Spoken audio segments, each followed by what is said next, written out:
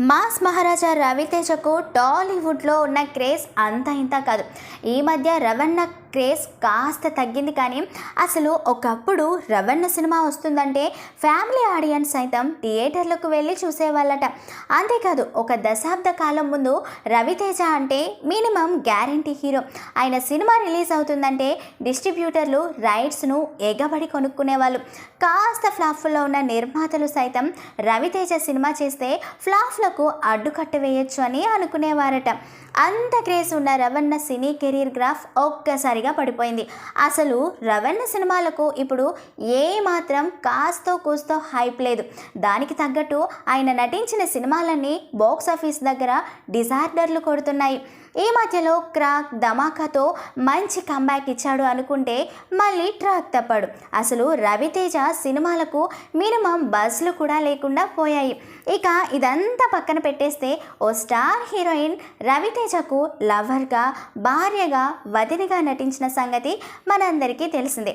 ఇంతకీ ఆ హీరోయిన్ ఎవరా అనుకుంటున్నారా? ఆ బ్యూటీ మరెవరూ కాదు, శృతి హాసన్. కమల్ కూతురుగా ఇండస్ట్రీలోకి ఎంట్రీ ఇచ్చిన తన నటన, అభినయంతో సౌత్లో తిరుగులేని పాపులారిటీ సంపాదించుకుంది ఈ బ్యూటీ. ఇకపోతే శృతి హాసన్ రవితేజకు భార్యగా, లవర్గా, వదినగా కూడా యాక్ట్ చేసింది. బలుపు సినిమాలో రవితేజకు లవర్గా యాక్ట్ చేసింది. ఇకపోతే క్రాక్ సినిమాలో భార్యగా నటించింది. ఈ రెండు సినిమాలు బాక్స్ ఆఫీస్ దగ్గర అరివీర భయంకర హిట్లు కొట్టాయనే చెప్పుకోవచ్చు. ఇకపోతే వదినగా చూసుకున్నట్లయితే వాల్తేరు వీరయ్య సినిమాలో యాక్ట్ చేసింది.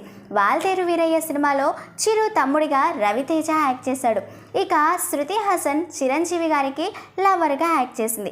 ఈ లెక్కన చూసుకున్నట్లయితే రవితేజకు శృతి హాసన్ వదిన వరుస అవుతుంది. అలా రవితేజ లవర్గా, భార్యగా, వదినగా శృతి హాసన్ నటించింది. ఇక ఇటీవలే రవితేజ నటించిన మిస్టర్ బచ్చన్ సినిమా రిలీజ్ అయి డిజాస్టర్గా నిలిచింది. హరీష్ శంకర్ దర్శకత్వం వహించిన ఈ సినిమాలో భాగ్యశ్రీ బోర్సే హీరోయిన్గా యాక్ట్ చేసింది. సో ఫ్రెండ్స్, విన్నారుగా.